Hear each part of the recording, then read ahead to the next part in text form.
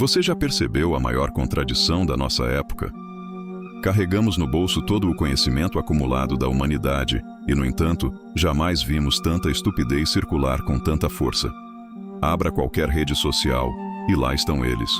Os novos especialistas universais em saúde, política, filosofia, psicologia. Todo mundo opina. Todo mundo possui verdades irrefutáveis, mas observe com atenção e só encontrará ecos de ideias mal compreendidas, certezas copiadas, pensamentos emprestados, mal compreendidas, certezas copiadas, pensamentos emprestados.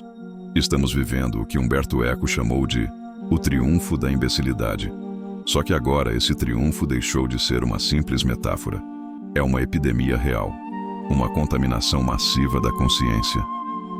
E quando falo desta geração, não me refiro unicamente aos jovens, porque há adultos e até idosos que também fazem parte dela.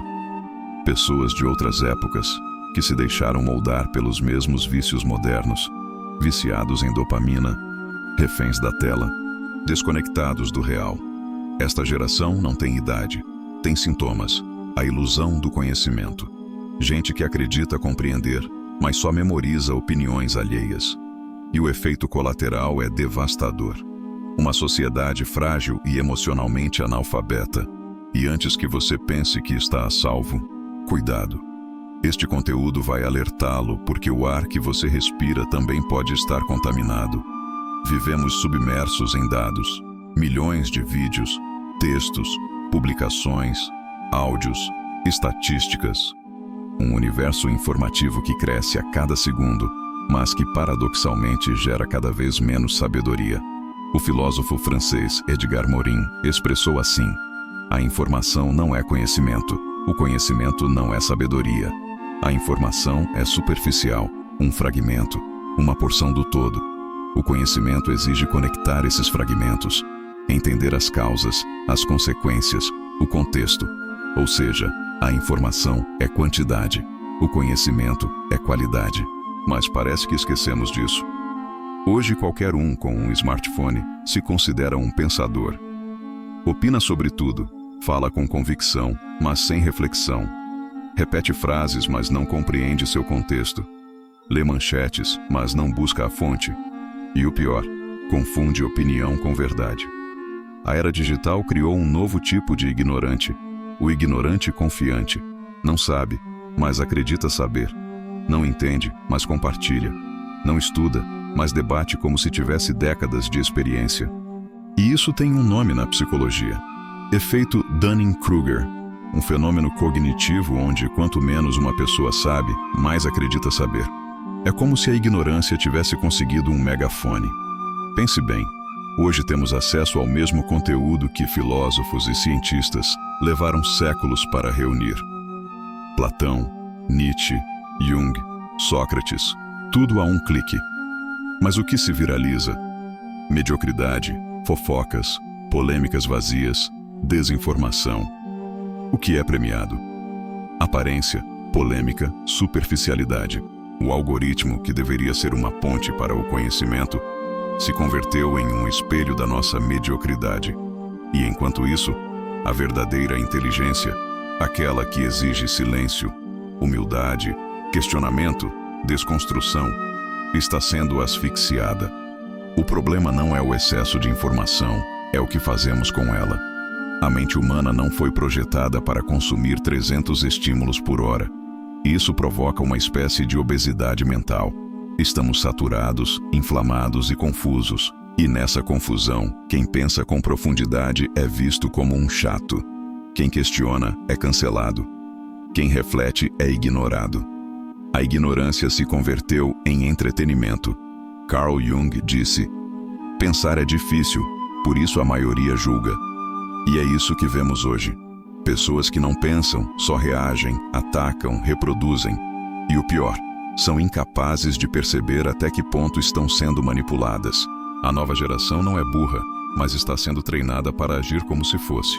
Condicionada a buscar dopamina e não sabedoria. Programada para a reação e não para buscar a verdade. Educada para aparentar e não para ser. Percebe o perigo? Estamos nos tornando uma sociedade onde a ignorância já não é um problema, é um estilo de vida. E se não despertarmos agora, seremos uma civilização hiperconectada e profundamente empobrecida intelectualmente. A geração que sabe de tudo, mas não entende nada. Já percebeu que estamos criando uma geração que sabe de tudo, mas não entende nada? Uma geração que fala, debate, cancela, compartilha, grita, mas não pensa. Uma geração que carrega celulares de última geração, mas uma mente de segunda mão, reciclada, moldada por opiniões alheias. Esta é a realidade que vivemos e o preço é altíssimo.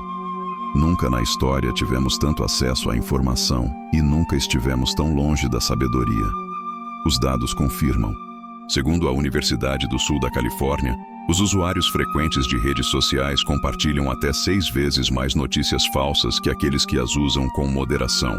6 vezes. Isso significa que a maioria da informação que circula entre nós é mentira. Puro lixo disfarçado de verdade. E o mais grave, ninguém quer verificar nada porque custa esforço, porque pensar dói. E como dizia Carl Jung, pensar é difícil, por isso a maioria julga. Estamos julgando, atacando, difundindo desinformação, mas sem nos deter um segundo sequer para pensar. Isso é verdade? Faz sentido? A verdade é que a ignorância de hoje já não é passiva, é ativa. Compartilha, viraliza, contamina, elege cargos, destrói reputações, cria falsos heróis, cultiva egos inflados e mentes vazias. Como dizia Platão, só há um bem, o conhecimento, e só há um mal, a ignorância. E essa raiz está se expandindo pelas redes, pelas escolas, pelas famílias, pelas conversas. É um vírus silencioso que transforma seres humanos emocionalmente estáveis em seres reativos, frágeis, polarizados. E sabe o que é mais irônico? Quem vive preso nessa ignorância normalmente acredita estar desperto. Acredita saber mais que os demais, que vê o que ninguém vê, que luta por uma causa. Mas no fundo é só mais uma peça do jogo, um eco de ideias que nem sequer são suas, um fantoche emocional de narrativas que nunca questionou. Sabe o que isso provoca? Uma sociedade onde ninguém se escuta, onde o diálogo é substituído pelo grito, onde a verdade não importa, só importa ter razão, onde o conhecimento se mede em likes e não em profundidade. O caminho de volta: como recuperar o pensamento? E no meio deste caos surge uma pergunta crucial: como recuperar o pensamento? Como escapar desta pandemia de ignorância? A resposta começa com algo simples, mas poderoso: humildade intelectual. A resposta começa com algo simples, mas poderoso: humildade intelectual.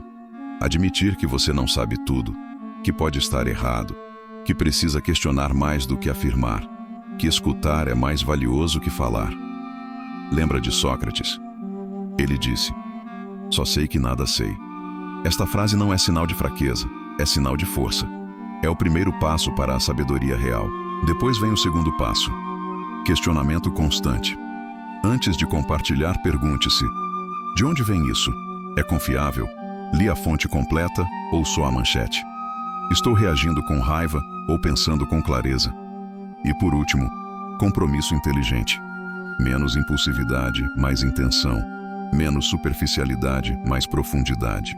Em vez de consumir 50 conteúdos por dia, escolha 2 ou 3 que realmente façam você refletir. Anote, estude, incomode-se, cresça. Assim começa a cura, não com uma revolução, mas com uma rebelião silenciosa contra a estupidez coletiva. Uma escolha diária por menos ruído e mais consciência. Porque se continuarmos assim, seremos uma sociedade hiperinformada, mas mentalmente analfabeta, emocionalmente infantil, filosoficamente cega. Seu momento de decisão. Se você chegou até aqui, é porque algo dentro de você ainda resiste. Ainda há um lampejo de lucidez tentando respirar no meio do caos. Ainda sente, mesmo que em silêncio, que algo está profundamente errado, que existe uma corrente invisível arrastando você para baixo, empurrando você para um mar de distrações, ruído e mentiras. E talvez, sem perceber, você já começou a lutar contra ela. Já notou que não pode continuar vivendo no modo automático, que a mente precisa de espaço, que o pensamento precisa de silêncio. Já compreendeu que não basta saber as coisas, é preciso entender o que significam.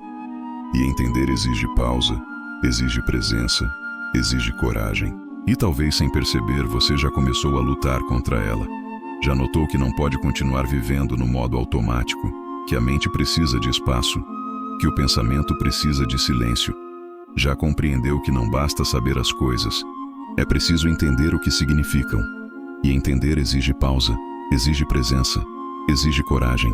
Talvez você já tenha sentido o cansaço de fingir que entende, o esgotamento de concordar só para pertencer, o vazio de se perder em opiniões que não são suas. E é exatamente nesse ponto que começa a libertação. Você precisa limpar o vidro através do qual vê o mundo, porque a sujeira não está só lá fora. Também está nas ideias, nas crenças que você nunca questionou, nas verdades que aceitou sem pensar.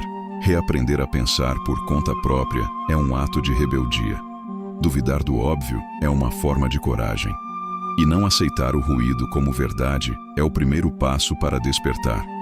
Então aqui vai meu convite final, talvez o mais importante de todos.